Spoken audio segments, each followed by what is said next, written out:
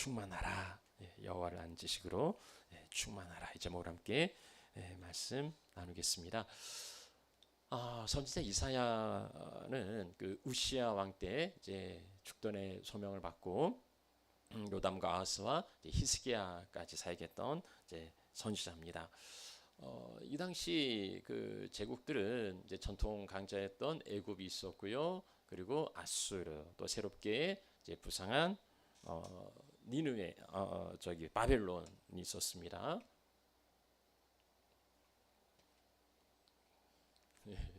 잘안 넘어가네. 바벨론이 있었어요. 이스라엘은 그 열강의 그 틈바구니 가운데서 늘 생존의 위협을 이제 받았지요. 아수르의 드글라필레셀이라는 왕은 이제 다시 철저한 그 제국주의 정책을 펴면서요, 주변의 그 작은 나라들을 이제 정복하고 그리고 조공을 이제 강요했습니다. 아수르의 이 복종을 견디지 못하는 작은 나라들이 이제 연합을 해서 대항을 하는데요. 이때 북이스라엘과 그리고 아람이 이제 연합해서 이제 아수르에 대항합니다. 그러면서 이제 유다에도 함께 이제 참여할 것을 요구하죠. 근데 유다 왕 아하스는 이 아수르하고 이게 아수르를 이제 의지했기 때문에 이걸 이제 거부합니다. 그러자 이스라엘과 아람이 이제 유다를 이제 침공하는 거죠. 근데 선지자 이사야가 아하스 왕에게 그거 가지고 두려워하지 말라고, 다 그 꺼진 그 부지깽이밖에 안 된다고, 하나님 의지하라고, 하나님 우리와 함께한다고. 이때 주신 말씀이 이사야 7장 14절 임마누엘, 하나님이 우리와 함께하신다. 그러니까 하나님 의지하고 이겨내라고 이렇게 권고했는데 아하스는 들은 척도 하지 않아요. 아하스는 이제 아수르를 의지하지, 아수르를 붙들어요. 내가 아수르를 붙는데 저것들이 쳐들어왔으니까 나를 좀 도와주세요. 그러니까 아수르가 이제 이스라엘과 아람의 손을 보죠. 이것 때문에 이제 이스라엘과 아람 큰 타격을 입어요. 아람은 그 수도가 함락되고 결국은 아수르 속국이 되고요. 이스라엘도 왕이 죽음을 당하고 왕이 이제 바뀌어요. 아수르가 이스라엘을 정복하고 자기 말 잘 듣는 이제 왕으로 세웁니다. 그가 이제 호세아라는 이제 왕인데요. 이스라엘의 마지막 왕입니다. 호세아 10년에 이스라엘도 망해요.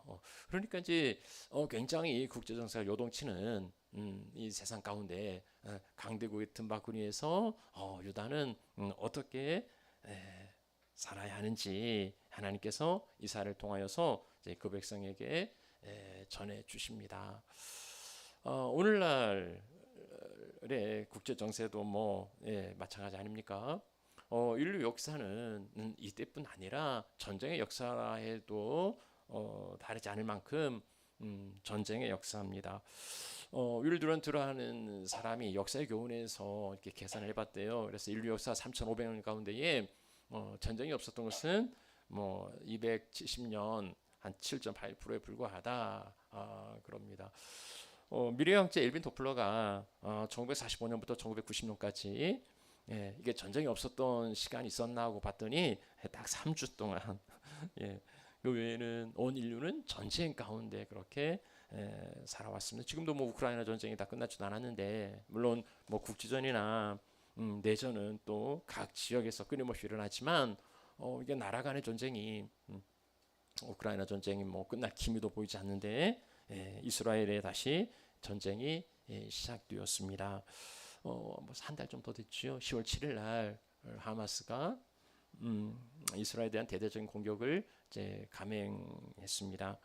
한 1,200명의 그 사상자가 났다고 그러죠. 그리고 한 200여 명이 인질로 끌려갔습니다. 이스라엘은 즉각 전쟁을 선포했죠. 그리고 원래 가자 지구가 우리나라 그 한 세종시 정도 이 정도 이제 면적이라는데요. 인구가 230만, 그러니까 가장 그 인구 밀도가 높은 지역인데 여기도 이제 그 이스라엘의 그 장벽과 철책을 둘러가지고 철저히 그 통제를 했죠. 그러니까 뭐 자기 통제권에 있으니까 이스라엘은 이제 즉각 봉쇄. 그래서 뭐 전기, 수도, 뭐 물, 뭐 연료, 식량 이런 거 다 차단했습니다. 그리고 연일 미사일과 폭격기를 동원해서 이 가자 지구를 폭격했지요. 뭐 지금은 이제 지상군에 들어가서 이제 시가전이나 작전을 수행하고 이제 있다 합니다. 뭐 원래도 이게 이제 그 장벽이나 이렇게 둘러놨으니 이게 창살 없는 감옥이라 이제 이렇게 불렸는데요. 이스라엘이 이제 여기에 뭐 화기를 뭐 동원해서 폭격하는 거예요. 그 북쪽에 이제 한 110만 정도 가자 시대는 110만 정도 있다는데 이제 뭐 이스라엘 미리 이제 광고 미리 통보를 했죠. 우리가 거기 폭격할 테니까 다 피하라고. 근데 보세요, 우리 갤거리가 한 100, 한 50만 됩니까? 이 사람들이 더 어디를 가냐고요. 뭐 갈 곳도 없어요. 피할 곳도 없어요. 뭐 학교도 심지어 병원도 이스라엘은 무차별로 폭격합니다. 거기에 그 하마스 세력이 이제 숨어 있다고 판단하기 때문이지요. 지금까지 가자 지구의 주민이 11,000명 이상의 사상자가 났다 합니다. 뭐 대부분 무고한 시민들 또 어린 아이들이지요.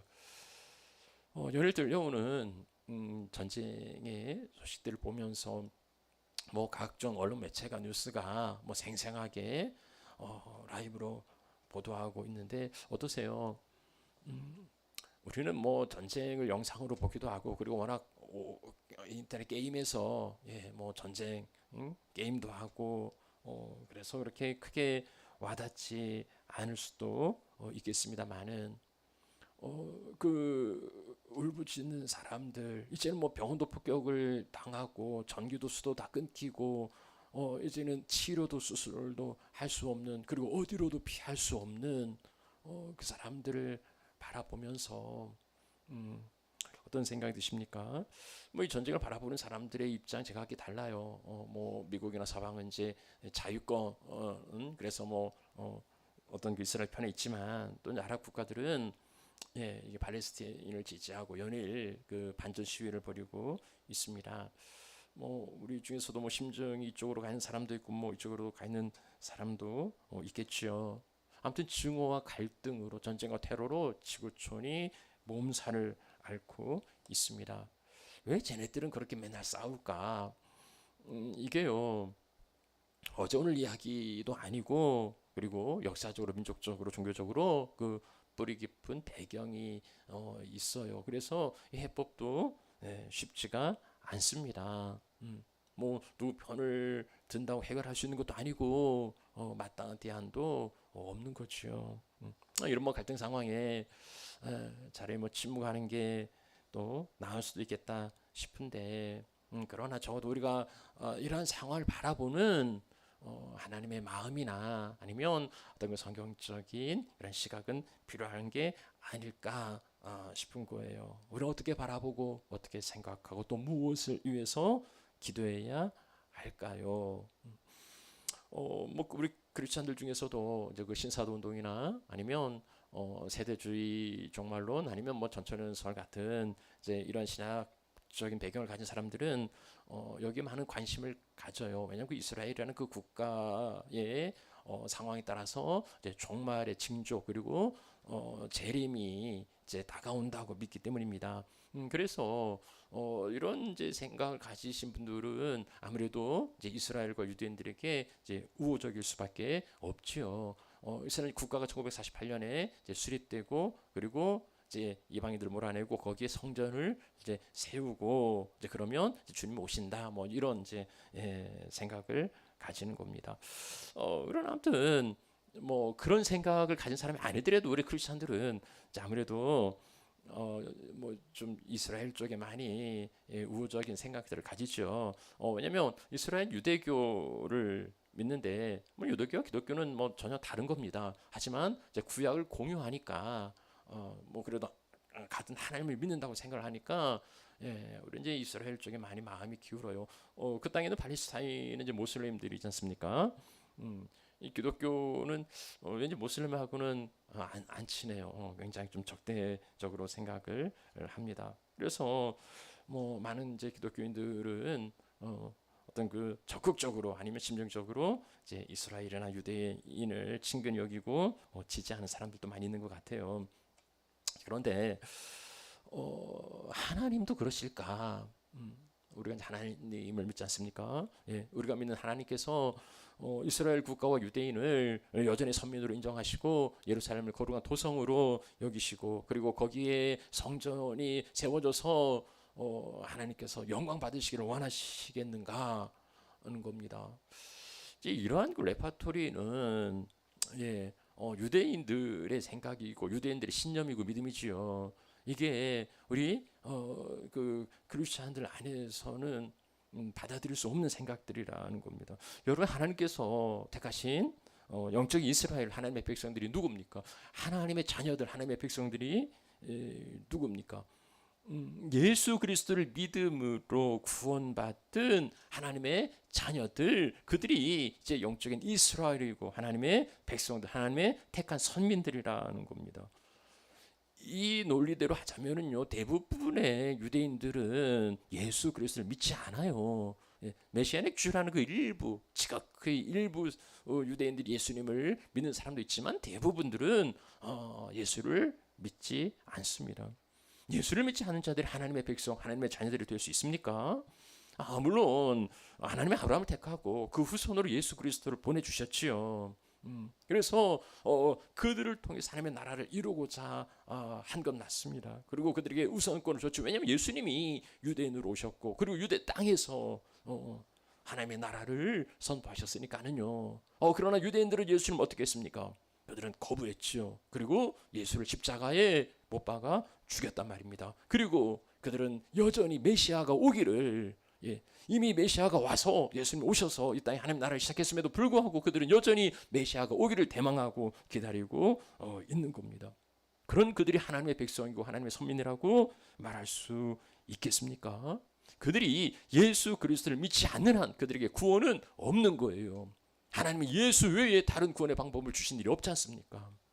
그들이 예수 그리스도를 영접하지 않는다면 그들도 다른 이방인들과 마찬가지로 구원에 소외될 겁니다. 이제 그런데 많은 사람들이 이 유대인의 회심을 믿고 있는 어떤 그런 이제 근거가 있는데, 이제 바울이 로마서 8장에서 9장에서 11장까지 이제 그 유대인들의 그 구원에 대해서 언급하는 부분이 있어요. 이제 바울에게 유대는 자기 민족이죠.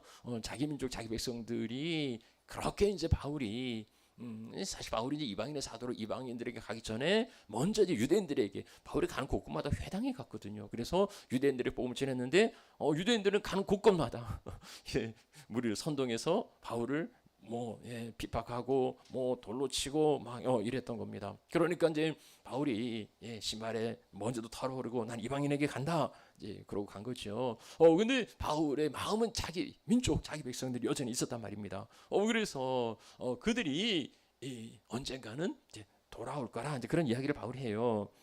그래서 이방인의 그 충만한 수가 들어오기까지, 이제 이방인들이 충만한 하나님의 백성이 되기까지 유대인들이 그 우둔하게 되었는데, 그러나 그 후에는 이제 온 이스라엘이 구원을 받으리라, 이런 이제 말씀을 주신 겁니다. 그러니까 온 이스라엘이 구원받는다고 했잖아. 그러니까 온 이스라엘은, 선민은, 택한 백성은 언젠가 하나님이 구원해 주실 거라는 거지요. 그러면 이 말씀이 이스라엘은 특별히 혈통적으로, 민족적으로 구원을 받는가? 예수 믿지 않아도 유대인이라는 혈통으로 인해서 그들은 구원받을 수 있는가? 아니면 하나님이 특별히 유대인들에게만 어떤 집단적 회심의 은혜를 베풀어 주셔서 저들의 마지막 날 집단적으로 예수를 믿게 되는가? 이 로마서에서 동일하게 주어지는 큰 주제는요, 믿음, 이 신특, 이 믿음으로 말미암은 의잖아요. 율법이 아니고 행함이 아니고 혈통도 아니고요, 민족도 아니에요. 믿음으로 말미암아 구원을 받는데, 그러면 이 믿음에는 예외가 없는 거예요. 예수님께서 율법과 성전 제사를 완성하셨어요. 그래서 더 이상 이제는 율법이 아니라, 율법을 지켜서 구원이 아니라 예수를 믿음으로 구원이지요. 이제는 더 이상 성전에 가서 짐승을 잡지 않아요. 예수의 피가 우리를 구원했으니 우리가 예수 그리스도를 의지하여 이렇게 예배하는 겁니다. 그렇다면은요, 여기 온 이스라엘이라는 것은 토탈 모든 이스라엘, 민족적 이스라엘이 아니고 선택받은 그 가운데 하나님의 택함 받은 예수 그리스도를 믿는 그 이스라엘 백성들은 구원을 받을 거라고 그렇게 보는 것이 더 이제 타당하고 이제 합리적이라 말할 수 있는 거지요. 이제 예수님 오셔서 담을 허물었잖아요. 유대인과 이방인의 담을, 가진 자와 가지 못한 자의 담을, 남자와 여자 이 모든 담을 예수님이 허물었단 말입니다. 그래서 이제는 주 안에서 하나가 된 거지요. 그래서 특별히 어떤 민족과 어떤 집단에게 하나님이 은혜를 베푸시고 저들은 내 백성이라고 그런 적이 없단 말입니다. 이제는 유대인이나 헬라인이나 세상의 모든 민족이 예수 그리스도의 은혜와 믿음으로만이 구원에 이룰 수 있다는 거예요. 거룩한 땅이 어딥니까? 우리가 성지순례 하는데 그 땅이 이제 그러한 기록과 추억이 남아 있는 곳이어서 성지라는 것이지 그 땅 자체가 거룩한 건 아니지 않습니까? 이제는 예루살렘 성전도 더 이상 필요가 없어요. 하나님의 나라가 예수 그리스도로 인하여서 이미 우리 가운데 임했기 때문입니다. 그래서 우리가 영적인 이스라엘, 하나님의 백성이요, 하나님의 자녀들이죠. 그래서 이스라엘은 이제는 신약의 교회가 그 역할을 감당하는 거예요. 교회와 성도를 통하여서 이스라엘과 유대인이 실패했던 그 하나님의 나라를 이제 계속해서 이루어 가는 겁니다. 특정인 어떤 그 국가나 아니면 민족이나 어떤 지역은 그게 더 이상 유효하지 않다는 거죠. 그렇게 바라보면은요, 그 땅에 살아가는 유대인들이나 아니면 그 땅에 살아가는 팔레스타인이나 하나님 보시기에는 똑같은 사람들이죠. 모두가 다 은혜가 필요하고 긍휼이 필요하고 구원이 필요한 사람들이라는 겁니다. 우리가 그 하나님의 마음을 가지고 그 땅을 바라본다면 대립과 분열과 갈등과 전쟁의 시대에 우리는 무엇을 기도하고 무엇을 바라보아야 하는가? 전쟁이 그 땅뿐입니까? 오늘날 살아가는 세상에는 그러한 이념과 그리고 사상과 아니면 갈등으로 대립으로 인하여서 고통받고 있는 사람들이 참 많이 있습니다. 아수르와 애굽과 바벨론 그 강대국 사이에 끼어있는 약속의 유다에게 하나님은 무엇을 말씀하시고 어떤 비전과 소망을 보여주시는가요? 하나님이 너희들이 지금은 보잘것없는 작은 나라지만은 저 강대국의 틈바구니에 끼어서 늘 수탈과 약탈을 당하는 그런 슬픈 민족이지만은 이제 조금만 기다려보라고. 그럼 내가 너희를 강하게 하고 내가 너희를 더 굳세게 해서 저것들을 다 물리치고 너희를 강대국으로 초강대국으로 만들어서 세상을 하나님의 왕국으로 그렇게 보여주겠노라고. 이 말씀 하실까요? 그 말씀 하시는지 저 말씀 하시는지 이제 한번 들어보도록 하시죠. 자, 우리가 읽은 그 이사야 선지자가 보여준 비전은요, 그런 건 아니에요. 유다를 막 더 강하게 해가지고 모든 주변을 다 정복하고 그런 걸 보여주는 게 아니고요. 더불어 함께 살아가는 제 평화와 공존의 세상을 보여줍니다. 참 성경의 가장 그 아름다운 그림이 아닐까 싶어요. 이리가 어린 양과 함께 살고 표범과 어린 염소가 함께 눕고 송아지 어린 사자가 그리고 살찐 짐승이 어린 아이에게 끌리고 암소와 곰이 함께 먹고 그 새끼가 함께 엎드리고 사자가 소처럼 풀을 먹을 것이고 젖먹는 아이가 독사의 구멍에 장난치고 젖된 아이가 거기에 손을 넣어도 해롭지 않을 거라는 거죠. 자, 여기에 가장 두드러지게 나타나는 단어가 뭡니까? 여기 6절, 7절, 8절 세 가지 있는데요. 어떤 단어가 가장 많이 나타납니까? 어린 이런 단어, 새끼 이런 것도 많이 나타나고요. 무엇보다도 함께라는 단어가 5번 나오고 있습니다. 어린 새끼들이 많이 나오는 걸 보면 적어도 이 세상은 힘의 제국은 아닙니다. 힘이 지배하는 세상에서 어린 그리고 약자들은 강자와 더불어 살 수 없어요. 그저 강자들의 먹잇감이 될 뿐이지요. 그저 강자들의 도구가 될 뿐입니다. 그런데 여기는요, 어린 아이에게 끌리고, 그리고 강한 짐승과 약한 짐승이 함께 살고 함께 먹는다는 겁니다. 아니, 강자와 역자가 어떻게 더불어 살아갈 수가 있습니까? 과거 역사에서 일요와 양이 친구가 되는 법은 없었어요. 가진 자와 가지 못한 자들이 더불어 함께 살아가는 나라는 없었습니다. 지금도 없어요. 그리고 앞으로도 없을 거예요. 아무리 인류가 문명의 꽃을 피우고 유토피아를 건설해도 이런 세상은 오지 않을 겁니다. 이 세상에서는요, 오직 잡아먹느냐, 먹히느냐, 그 약육 강식의 정글의 법칙만이 지배하고 있습니다. 세상에 힘을 가진 자만이 살아남아요. 힘을 갖지 못한 자들은 근근히 그저 숨어서 그렇게 살아갈 수밖에 없습니다. 힘의 횡포와 지배가 세상에 만연하지 않습니까? 가진 자들 충분히 가지고 있음에도 불구하고 없는 자들을 더 빼앗지 않습니까? 심지어 다윗 같은 사람도 그랬으니 말입니다. 철저하게 짓밟아서 자기 힘을 보여주어야 사람들이 두려워하고 사람들 그 앞에 굴복합니다. 유대인들이 저렇게 무자비하게, 하나님을 믿는 사람들 어떻게 저렇게 무자비할까 싶기도 하지만 수세기 동안 그들은 그렇게 당했어요. 수백 년에 걸쳐서 종족 살상을 당하고 간 곳마다 미움을 받고 이유 없이 박해를 받았습니다. 칼을 갈았겠죠. 힘이 정이라는 걸 절실히 깨달았겠죠.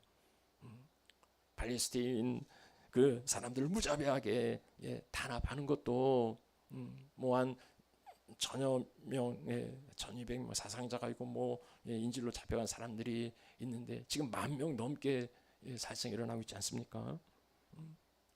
힘을 과시해야 함부로 대하지 않는 거예요. 힘을 보여줘야 사람들은 그 앞에 엎드립니다. 그러나 그렇게 엎드린 사람들이 정말 마음으로 엎드린 것이겠습니까? 저렇게 당하고 있는 팔레스타인 사람들 그 마음이 얼마나 칼을 갈고 있겠습니까? 얼마나 악에 받쳐 있지 않겠습니까? 세상은 그렇게 피가 피를 부르는 그 악순환이 끊이지 않고 있습니다. 언제까지 힘을 갖겠습니까? 떨을 날이 있겠죠. 힘을 가진 사람들은 또 그렇게 피해 보복을 합니다. 정권을 가진 자는 이를 악물고 또 복수하고 또 있던 사람들은 또 그런 게 저 멀리 팔레스타인에서뿐만 아니라 우리 주변에서도요, 크고 작은 갈등을 볼 수 있습니다. 이익이 달려 있으면 이 파일을 어떻게 나눌 거냐에 수많은 사람들의 갈등이 있지 않습니까? 주변뿐이겠습니까? 내 안에도요, 이러한 갈등은 존재합니다. 내 안에도 이런 미움은 여전히 있어요. 여러분 안에는 뭘 해도 그 못마땅한 사람들이 없습니까? 주는 게 없는데 짜증나고 꼴보기 싫은 이런 사람들, 도저히 나와는 함께 할 수 없다고 선을 긋고서 아예 상대하지 않는 게 낫겠다고 생각하는 사람들이 있지 않습니까? 한 몸이라는 그리스도의 몸이라는 교회 안에서도요, 그런 사람들이 있을 수 있고 한 몸이라는 부부 간에도 그럴 수 있단 말이죠. 근데 이사야는 도대체 어떻게 이리가 어린 양과 함께 살아갈 수 있단 말입니까?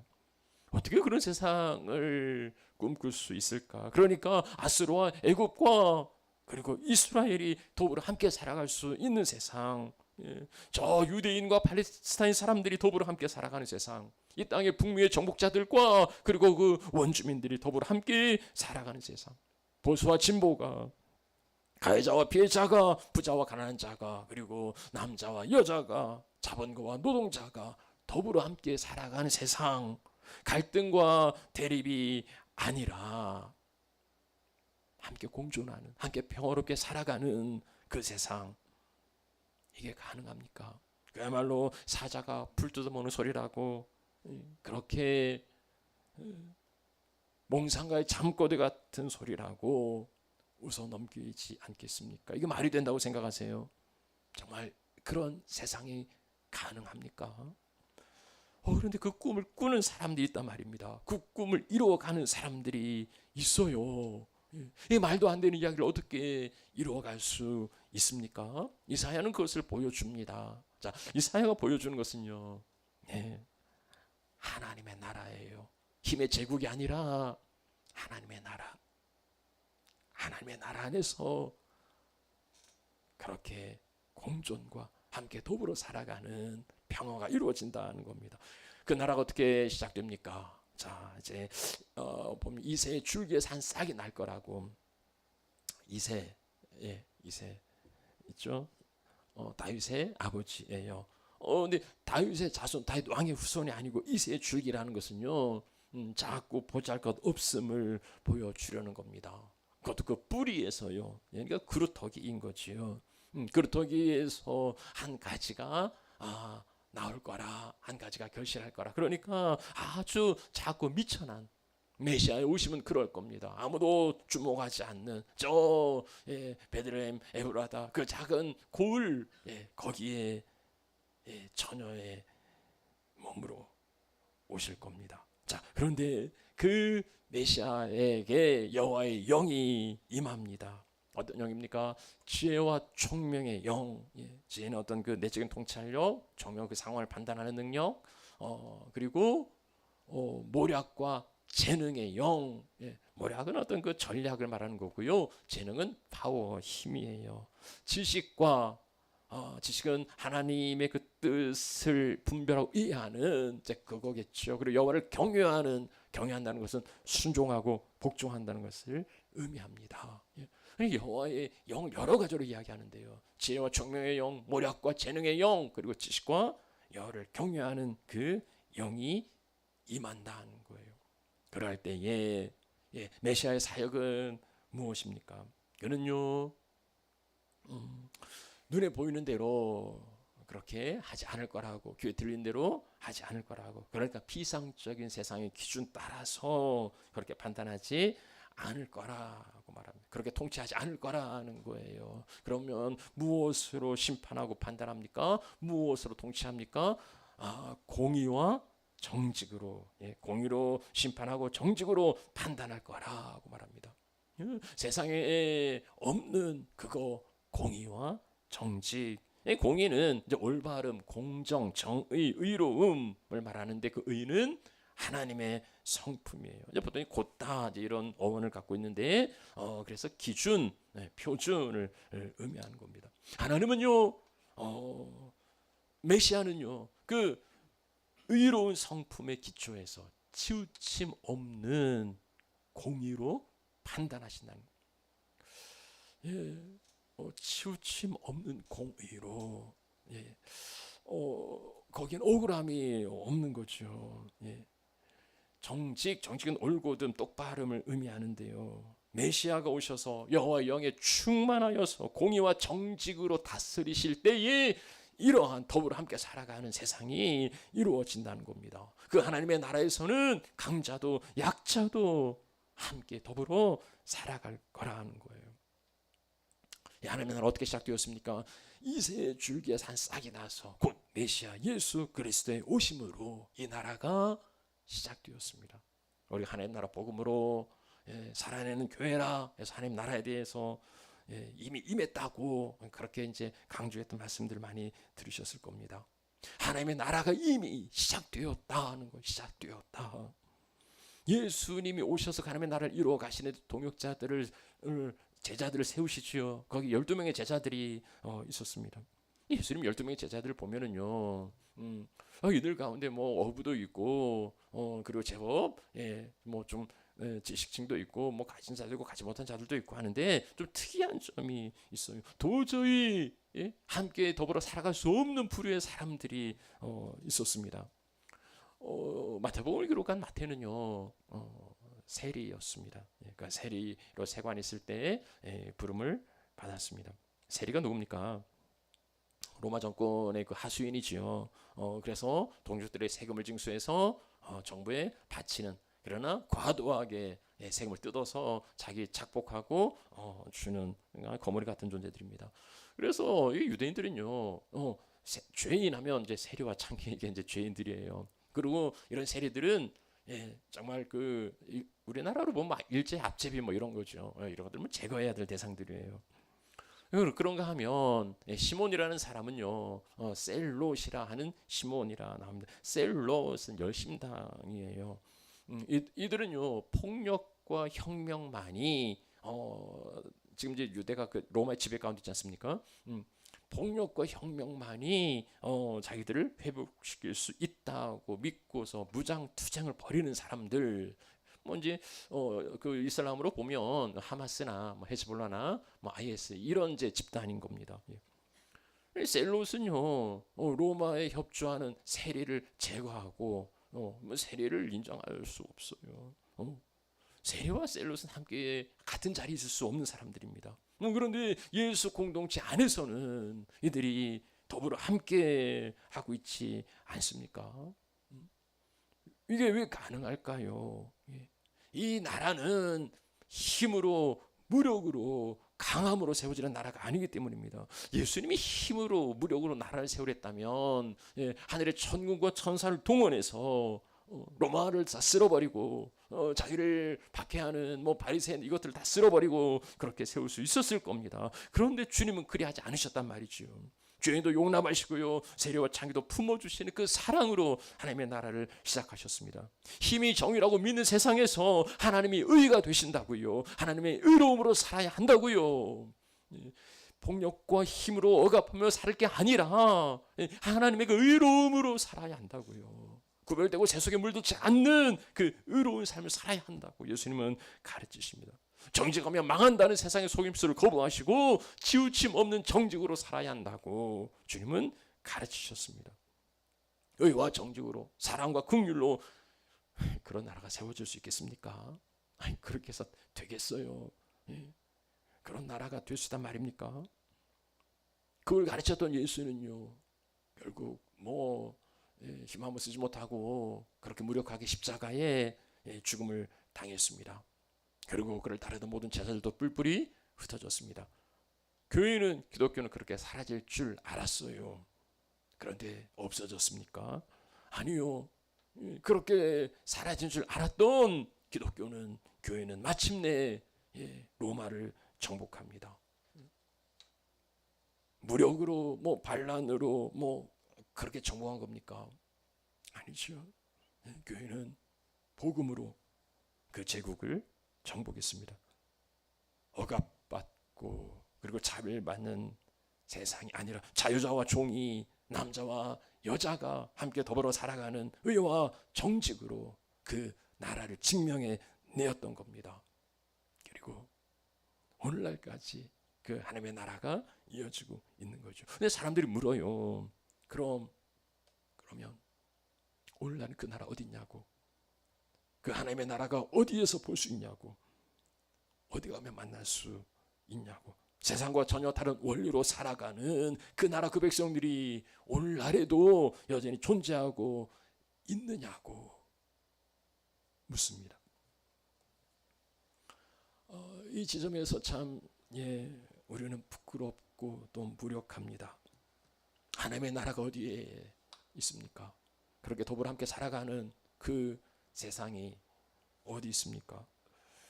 죄 많은 이 세상에서는 이제는 찾을 수 없고, 그래서 죽으면 가는 나라, 그게 하나님의 나라입니까? 예수 그리스도 오심으로 이미 하나님의 나라가 시작되었다면서요. 무력과 군대로 세상을 정복한 그 로마도 그 하나님의 나라가 무너뜨렸다면서요. 그런데 오늘날에는 왜 그걸 찾아볼 수 없느냐고, 왜 그 존재마저도 미미하고 만날 수 없는 것인지. 그 나라가 없어졌습니까? 그건 아니잖아요. 우리는 말씀이 여전히 있고 우리를 만들어간 하나님의 은혜도 여전합니다. 그렇다면은요 우리는 무엇을 회복해야 할까요? 그 하나님의 나라를 이루어가기 위하여서 우리는 무엇을 붙들어야 할까요? 오늘 이사야는 이렇게 9절에 말씀합니다. 물이 바다 덮음같이 여호와를 아는 지식이 세상에 충만할 때, 물이 바다를 덮어 있는 것처럼 여호와를 아는 지식으로 충만할 때에, 우리 안에 여호와를 아는 지식으로 가득할 때에 우리 안에 어떤 지식이 있는가? 그렇죠? 여러분들이 배우는 이유는 뭡니까? 그걸로 살기 위해서죠. 예. 우리가 뭐 어려서부터 교육을 받고 대학에서 특별한 전공을 가지고 그렇게 배우는 까닭 그걸로 살기 위해서입니다. 우리 안에 어떤 지식이 있느냐에 따라서 우리는 그 지식 따라 살아가요. 그 부모가 누군지만 알아도 자식들의 삶이 달라지지 않습니까? 뭐 그래서 이제 뭐 재벌집, 뭐 정치가의 자식들이 이렇게 좀 불행한 경우들이 많이 있는데, 우리가 알 때에, 배울 때에, 뭐 배우는 게 도둑질이라 이런 말도 있는데, 뭐 알고 있고 할 수 있는 그것밖에 없으면 뭐 어쩔 수가 없는 거죠. 그럼 우리 안에 여호와를 아는 지식이 얼마나 있느냐는 거예요. 우리가 앞서 메시아의 사역을 돌아볼 때에 메시아는 하나님이 보내주신 이제 성자 예수님이 아닙니까? 하나님이죠. 하나님의 아들이신 예수님이 왜 굳이 여호와의 영으로 충만해야 하는가? 메시아 사역을 감당하기 전에 여호와 영으로 충만했다고 말씀하지 않습니까? 지혜와 총명에, 모략과 재능에, 그리고 지식과 여호와를 경외하는 그 영으로 충만하고 그 다음에 메시아 사역을 이루어갔단 말이죠. 여호와를 아는 지식, 메시아이신 예수 그리스도께서 여호와 영으로 충만해야 했다면 오늘 우리는 더욱 말할 것도 없지 않습니까?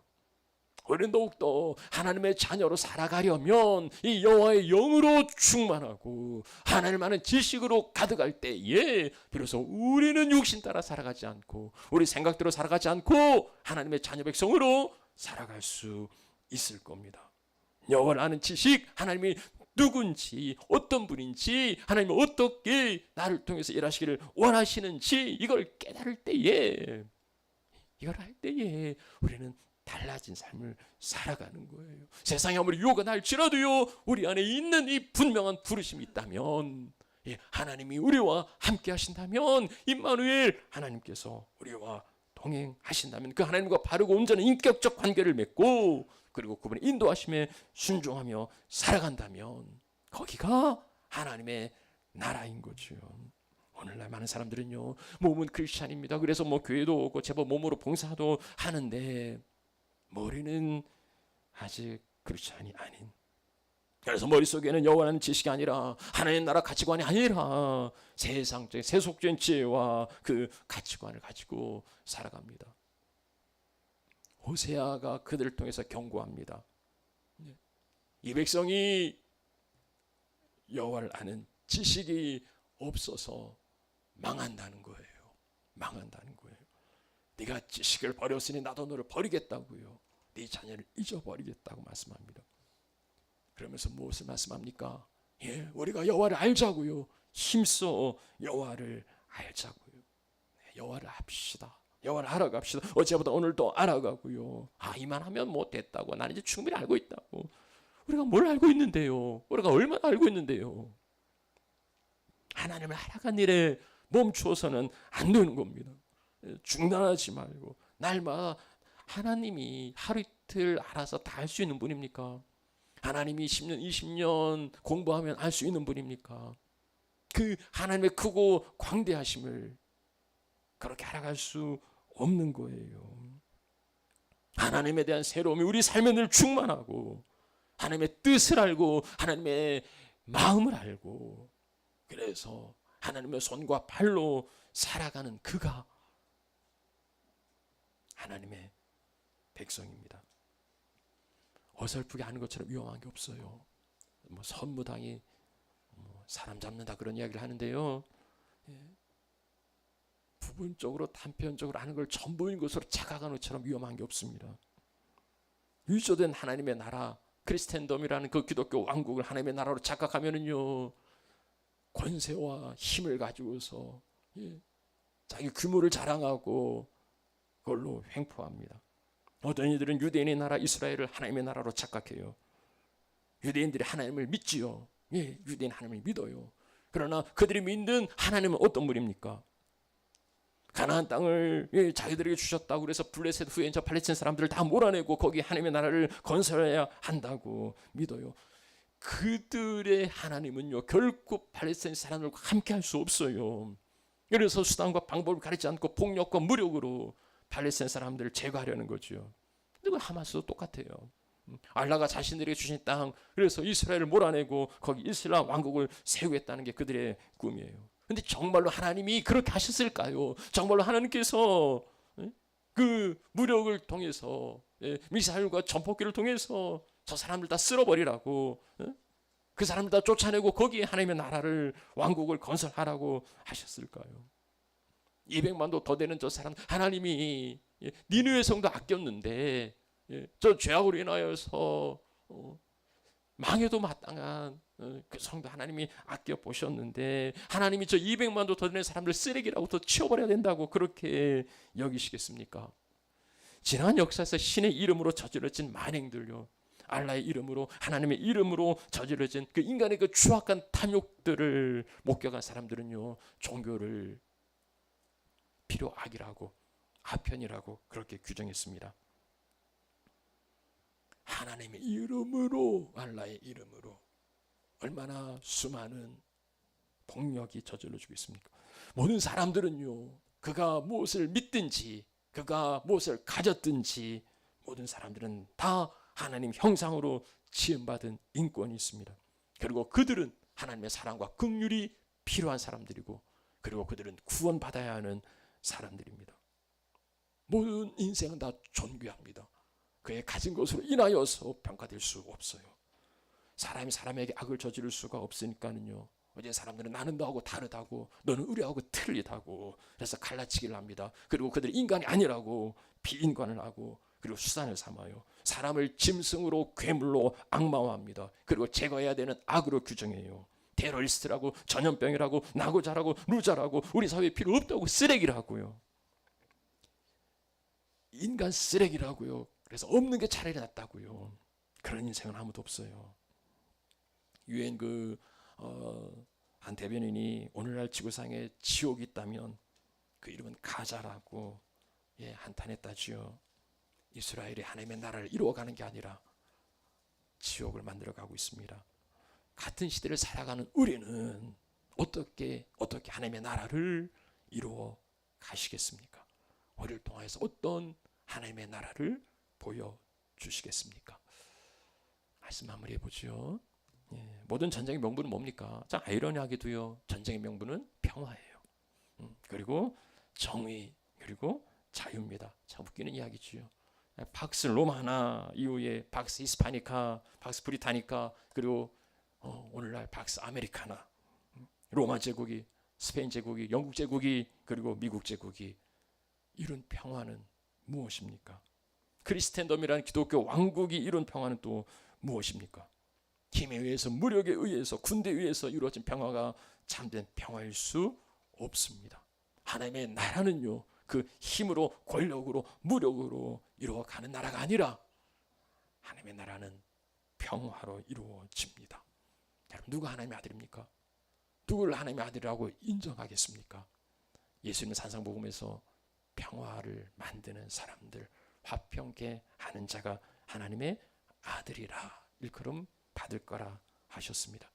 그래서 오늘날요, 이렇게 갈등과 폭력과 전쟁으로 만연한 이 세상 가운데에 이 기도, 프란시스코의 평화를 구하는 기도가 절실합니다.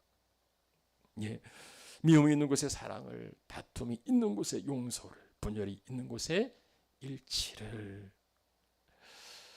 함께 더불어 살아가는 세상, 오늘날 이루어질 수 없는 몽상가의 개꿈이라고, 사자가 불 뜯어먹는 소리라고 그렇게 비웃을지 모르겠지만은요, 우리 스스로도 이것을 포기할지도 모르겠지만, 그러나 그 꿈을 포기하지 않고 그것을 가졌던 사람이 있습니다. 1963년 흑인 평화 대행진의 한전설의 마틴 루터킹 목사는요, 나에게는 꿈이 있다고, 언젠가 내 어린 4명의 아이들이 피부색이 아니라 그들의 인격으로 판단하는 그 나라에 살게 될 거라고, 그 꿈을 역설합니다. 역사는요, 하나님의 나라는요, 이런 꿈을 꾸는 사람들에 의해서 이루어졌고 앞으로 나아갔습니다. 이런 어린 양이 함께 더불어 살아가는 세상, 우리 안에 누구 안에든 이리 폭력성과 교활함이 있지요. 사납고 잔인한 본성이 있지요. 그런데 그 사자가 풀을 뜯어먹는 그 하나님의 성품으로 본래 창조된 그 성품으로 변화해 갈 때에, 하나님 아는 지식으로 우리 안에 충만할 때에, 하나님의 마음을 품을 때에, 하나님의 손과 팔이 될 때에, 어떤 정치 논리나 어떤 진영 논리로도 풀어갈 수 없는 이 갈등과 대립의 세상에서 죄를 용납하신 그리스도의 사랑만이 차별과 혐오를 걷어내고 하나 되는 세상을 만들어 갈 겁니다. 그 하나님의 나라, 그 하나님의 나라, 내가 보여줄 수 있고, 우리가 보여줄 수 있고, 우리 교회가 보여줄 수 있으면 좋겠습니다. 아직은 아니더라도, 완성된 것을 온전히 보여줄 수 없을지라도 그것이 이루어질 날을 기대하고, 그리고 바라보면서 그 꿈을, 우리 안에 그 꿈을 포기하지 않았으면 좋겠습니다. 힘으로 그리고 강포함으로 전쟁으로 돌아가는 이 세상에 휩쓸리지 않고 그 하나님 나라의 가치를 살아내는 하나님의 거룩한 교회와 그리고 하나님의 백성들이 되시기를 축원합니다. 찬양하죠.